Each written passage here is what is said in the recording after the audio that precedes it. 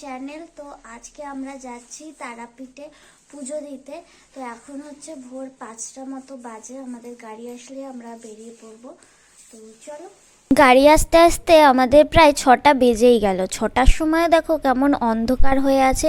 ওদিক থেকে মা আর পিসিকে তুলে নিয়ে আমরা রওনা দিলাম তারাপীঠের উদ্দেশ্যে।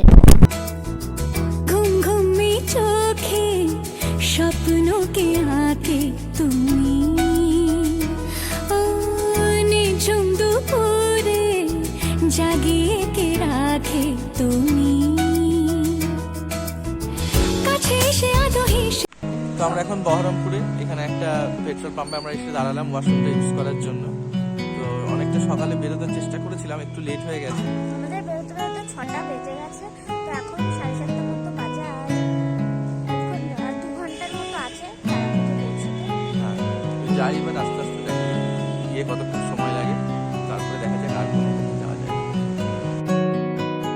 গাড়িটা এত সুন্দর রাস্তা দিয়ে পাশ দিয়ে যাচ্ছিল যে দেখেই বেশ ভালো লাগছিল। আর আমরা সবাই 3টে-4টের সময় ঘুম থেকে উঠে রেডি হতে গিয়ে সবাই গাড়ির মধ্যে গান শুনতে শুনতে ঘুমিয়েই গেছিল।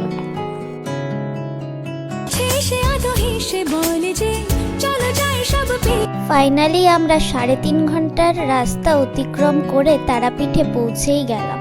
চলো তাহলে মন্দিরের ভিতরেও যাওয়া যাক। আর বাইরের থেকেই কি সুন্দর সুন্দর ঠাকুরের জিনিস বসেছে দেখুন। আর পুজো দেওয়ার জন্য বাইরেই কিন্তু ঠাকুরের ডালি পাওয়া যায়, ফুলের মালা, চুনরি, শাড়ি সব কিছুই আছে এখানে।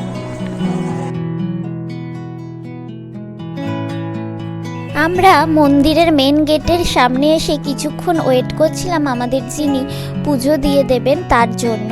তো আমরা সেখানে তার সাথে দেখা করে তারপরে আমরা সোজা চলে গেলাম পুজোর কিছু সামগ্রিক নিতে। সেখান থেকেই আমরা মায়ের জন্য 108টা জবা ফুলের মালা নিয়ে নিলাম।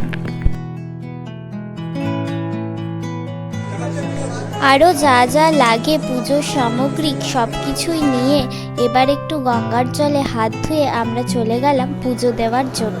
তাহলে একটা কথা না বললেই নয়, যেটা হচ্ছে পুজো দিতে আসলে এখানে পুজো দেওয়ার জন্য অনেক রকম টাকার লাইন রয়েছে, যেমন 1000 টাকা, 500 টাকা, 300 টাকা। আর একটা হচ্ছে জেনারেল লাইন, সেখানে কোনো টাকা লাগে না, কিন্তু কখন যে পুজো হবে তার কোনো ঠিক নেই। আমরা তো ফার্স্টে জেনারেল লাইনে গিয়ে দেখলাম এত ভিড়, তারা প্রায় 3 ঘন্টা লাইন দিয়ে রয়েছে, কিন্তু তাদের মানে পুজো দিতে দিতে প্রায় 4টে-5টা বেজে যাবে। তো আমরা সেখানে ওয়েট না করে আমরা এলাম 500 টাকার লাইনে। তো সেটা আমরা আমাদের সঙ্গে সঙ্গেই মাত্র 20-25 মিনিটও দাঁড়াতে হয়নি, দাঁড়িয়েই আমরা পুজো দিতে পারলাম, মায়ের দর্শন করতে পারলাম খুব সুন্দরভাবেই। তো এখানে আমাদের পুজো দেওয়া এখন কমপ্লিট হয়ে গেছে। চলো তাহলে তোমাদের মন্দিরটাও একটু দেখিয়ে দিই।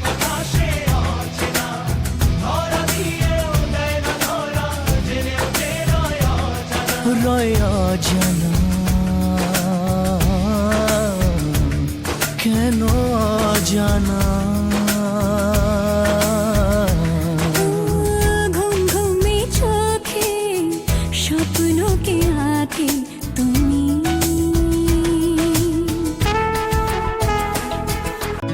পুজো সেরে আমরা চলে এলাম এখানেই একটা জায়গায় খেতে।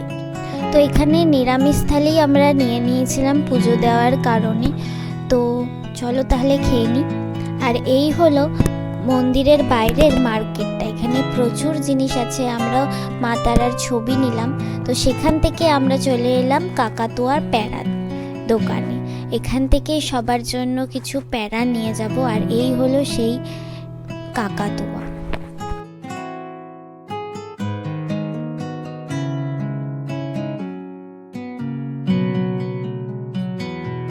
পুজো দিয়ে আমরা এখন এসেছি বামাখ্যাপার বাড়ি দেখতে, আটলাতে বামাখ্যাপার যে আশ্রম আছে।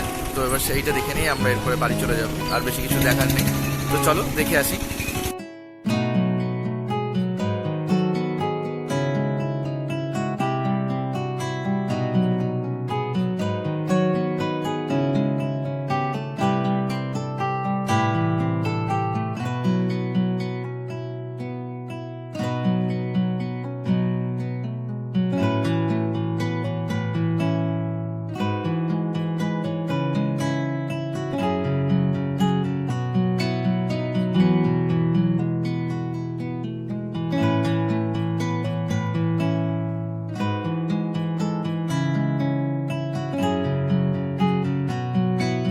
বামা খেপার বাড়ি দেখে এবার তারাপীঠ থেকে আমাদের বাড়ি ফেরার পালা।